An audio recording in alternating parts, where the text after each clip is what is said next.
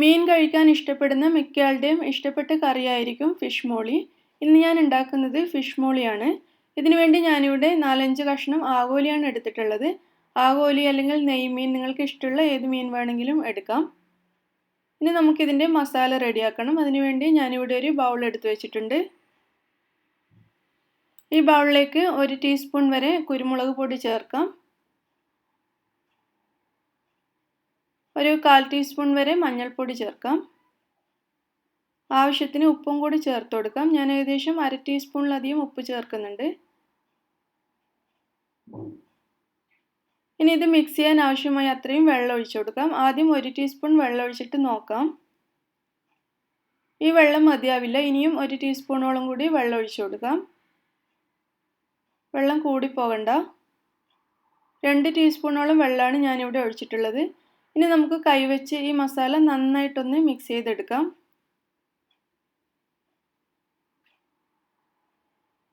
ഇനി നമ്മൾ റെഡിയാക്കിയെടുത്ത ആവോലി കഷ്ണങ്ങൾ ഓരോന്നായിട്ട് ഇതിലിട്ട് മസാല പുരട്ടി കൊടുക്കാം. എല്ലാം ഒരുമിച്ചെടുത്ത് ഒന്നിച്ച് മസാല പുരട്ടണ്ട. ആവോലി ആയതുകൊണ്ട് പെട്ടെന്ന് പൊട്ടിപ്പോവും.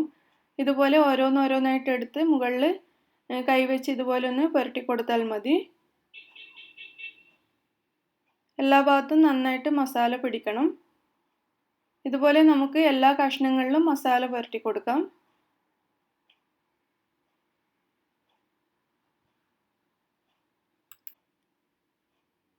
നാല് കഷ്ണം ആവോലി ഞാനിവിടെ മസാല പുരട്ടി വെച്ചിട്ടുണ്ട്. ഇനി നമുക്കിതൊരു അരമണിക്കൂർ ഇതുപോലെ വെക്കണം. മസാല മീനിൽ നന്നായിട്ട് പിടിക്കണം. അതിനുവേണ്ടി അരമണിക്കൂർ നമുക്ക് ഈ മീൻ ഇവിടെ അടച്ചു വെക്കാം. ഞാനിതിവിടെ അടച്ചു വെച്ചിട്ടുണ്ട്.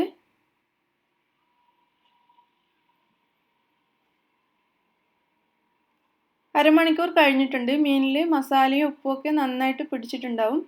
നമുക്കിനി ഇതൊരു പാൻ ചൂടാക്കി ഫ്രൈ ചെയ്തെടുക്കണം. ഞാനിവിടെ ഒരു പാൻ അടുപ്പത്ത് വെച്ചിട്ടുണ്ട്. ഇത് ചൂടാകുമ്പോൾ ഇതിലേക്ക് ഓയിൽ ഒഴിച്ചു കൊടുക്കാം. ഏകദേശം 2 ടേബിൾ സ്പൂണോളം ഓയിൽ ഞാൻ ഒഴിച്ചിട്ടുണ്ട്. ഈ ഓയിൽ നന്നായിട്ട് ചൂടാകുമ്പോൾ നമ്മൾ മസാല പുരട്ടി വെച്ച മീൻ കഷ്ണങ്ങൾ ഇതിലേക്കിട്ട് ഫ്രൈ ചെയ്തെടുക്കാം.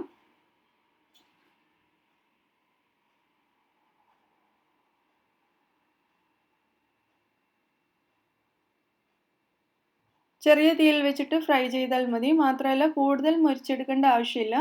2 സൈഡും ജസ്റ്റ് ഒന്ന് ഫ്രൈ ചെയ്തെടുത്താൽ മതി.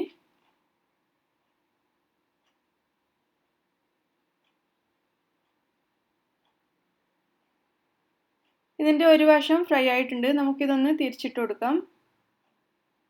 ഞാൻ നേരത്തെ പറഞ്ഞതുപോലെ കൂടുതൽ ഫ്രൈ ആവാൻ നിൽക്കണ്ട.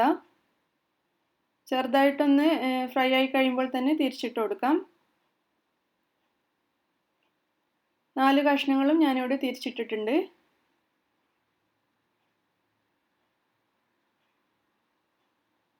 മീനിൻ്റെ മറ്റേ വശവും നന്നായിട്ട് ഫ്രൈ ആയിട്ടുണ്ട്. നമുക്കിനി ഇത് പ്ലേറ്റിലേക്ക് മാറ്റാം.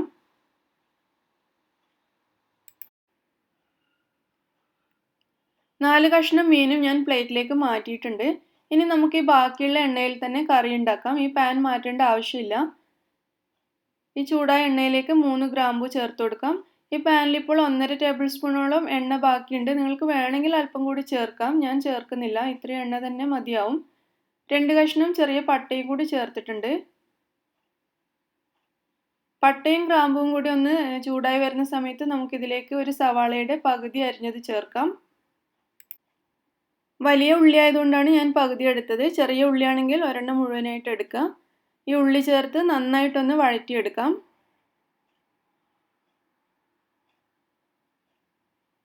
ഉള്ളി ഇവിടെ നന്നായിട്ട് വാടി ചെറിയൊരു ബ്രൗൺ കളറായിട്ടുണ്ട്. ഈ സമയത്ത് നമുക്കിതിലേക്ക് ഒരു ചെറിയ തക്കാളി ചെറുതായിട്ട് അരിഞ്ഞത് ചേർക്കാം. അതുപോലെ 3 പച്ചമുളകും ചെറുതായിട്ട് അരിഞ്ഞത് ചേർക്കാം. പച്ചമുളക് നല്ല എരിവുള്ളതാണെങ്കിൽ 1-2 എണ്ണം ചേർത്താൽ മതി. അല്പം കറിവേപ്പിലയും കൂടി ചേർത്തിട്ടുണ്ട്. ഇതെല്ലാം കൂടി നന്നായിട്ടൊന്ന് വഴറ്റിയെടുക്കാം.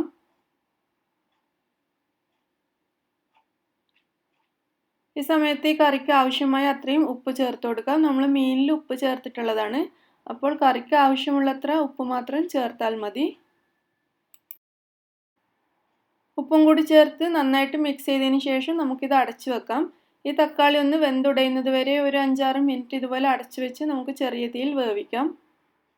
ഈ സമയത്ത് നമുക്കിതിൽ അരിപ്പൊടി കലക്കി വെക്കണം. ഒരു ബൗളിലേക്ക് 1 ടീസ്പൂൺ അരിപ്പൊടി എടുക്കാം. അരിപ്പൊടി ഇല്ലെങ്കിൽ മൈദപ്പൊടി ആണെങ്കിലും യൂസ് ചെയ്താൽ മതി. അരിപ്പൊടി ആയിരിക്കും ഒന്നുകൂടി നല്ലത്. ഇതിലേക്ക് 1-2 ടേബിൾ സ്പൂൺ വരെ വെള്ളം ചേർത്ത് ഇത് നന്നായിട്ടൊന്ന് മിക്സ് ചെയ്തെടുക്കണം. അരിപ്പൊടി വെള്ളത്തിൽ നന്നായിട്ട് ഒരു സ്പൂൺ വെച്ചിട്ടോ മറ്റോ നന്നായിട്ട് മിക്സ് ചെയ്തെടുക്കുക. നല്ല കട്ടിയാണുള്ളതെങ്കിൽ അല്പം കൂടി ഇതിലേക്ക് വെള്ളം ചേർക്കാം. ഞാനിതിവിടെ മിക്സ് ചെയ്ത് വെച്ചിട്ടുണ്ട്. നമുക്കിതിവിടെ മാറ്റി വെക്കാം. നമ്മുടെ തക്കാളി നന്നായി വെന്തിട്ടുണ്ട്. നമുക്കിത് സ്പൂൺ വെച്ചിട്ടൊന്ന് ഉടച്ചു കൊടുക്കാം.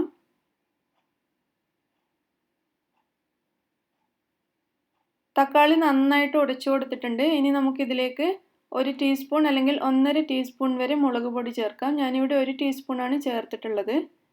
ഒരു 1/4 ടീസ്പൂൺ മഞ്ഞൾപ്പൊടിയും കൂടി ചേർത്തിട്ടുണ്ട്.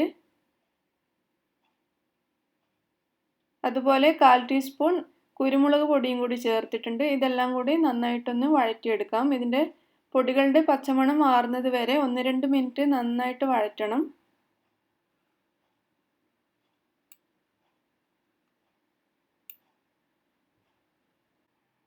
ഇനി നമുക്കിതിലേക്ക് തേങ്ങയുടെ 2-ാം പാൽ ചേർത്ത് കൊടുക്കാം. 1 കപ്പ് 2-ാം പാലാണ് ഞാൻ ചേർക്കുന്നത്.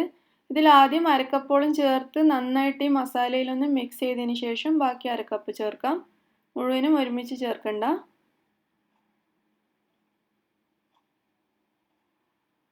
1/2 കപ്പ് 2-ാം പാൽ ചേർത്ത് നന്നായിട്ട് മിക്സ് ചെയ്തിട്ടുണ്ട്.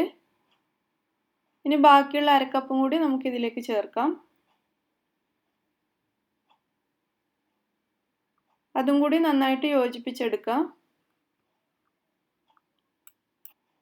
1 കപ്പ് തേങ്ങാപ്പാൽ ഒഴിച്ചിട്ടും ഈ കറി കട്ടിയായിട്ട് നിങ്ങൾക്ക് തോന്നുകയാണെങ്കിൽ അല്പം കൂടി തേങ്ങാപ്പാൽ, അതായത് 2-ാം പാൽ ഒഴിച്ചു കൊടുക്കാം.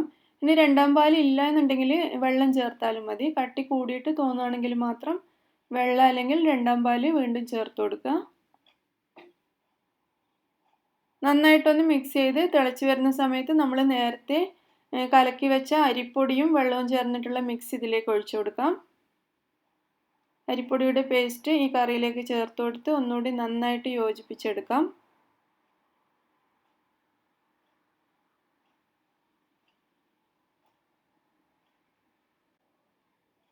ഈ സമയത്ത് ഉപ്പ് ചെക്ക് ചെയ്തിട്ട് ആവശ്യമാണെങ്കിൽ അല്പം ഉപ്പ് ചേർത്ത് കൊടുക്കണം.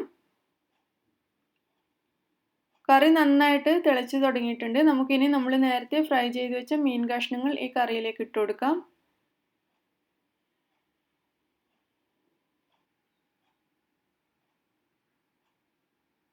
മുഴുവൻ മീൻ കഷ്ണങ്ങളും ഞാൻ കറിയിലേക്ക് ഇട്ടിട്ടുണ്ട്. ഇനി നമുക്കിത് പതുക്കെ മീൻ കഷ്ണങ്ങളും കറിയും കൂടി ഒന്ന് യോജിപ്പിച്ചെടുക്കണം. പതുക്കെ വേണം ചെയ്യാൻ വേണ്ടി, കാരണം ഇത് മീനായതുകൊണ്ട് പെട്ടെന്ന് പൊട്ടിപ്പോവും. ഇതുപോലെ പതുക്കെ ഒന്ന് മീൻ കഷ്ണങ്ങൾ കറീൻ്റെ ഉള്ളിലേക്ക് ആക്കി കൊടുക്കാം. അതിനുശേഷം നമുക്കിത് അടച്ച് വെച്ച് ഒരു 5 മിനിറ്റ് വേവിക്കാം. കൂടുതൽ സമയം വേവിക്കണ്ട. മീൻ ഓൾറെഡി നമ്മൾ ഫ്രൈ ചെയ്തതാണ്. അതുകൊണ്ട് ഒരു 5 മിനിറ്റ് വരെ മാത്രം വേവിച്ചാൽ മതി.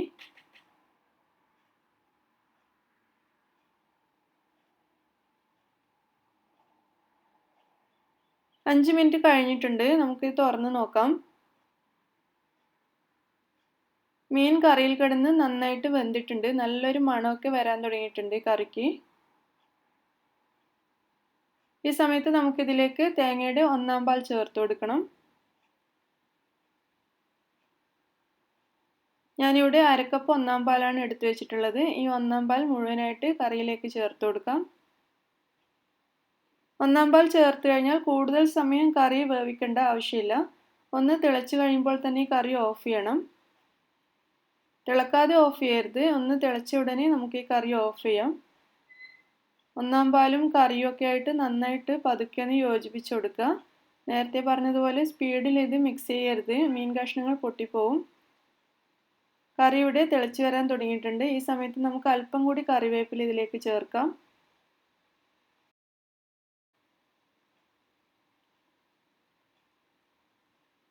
ചെറുതായിട്ടൊന്ന് മിക്സ് ചെയ്തെടുക്കുക.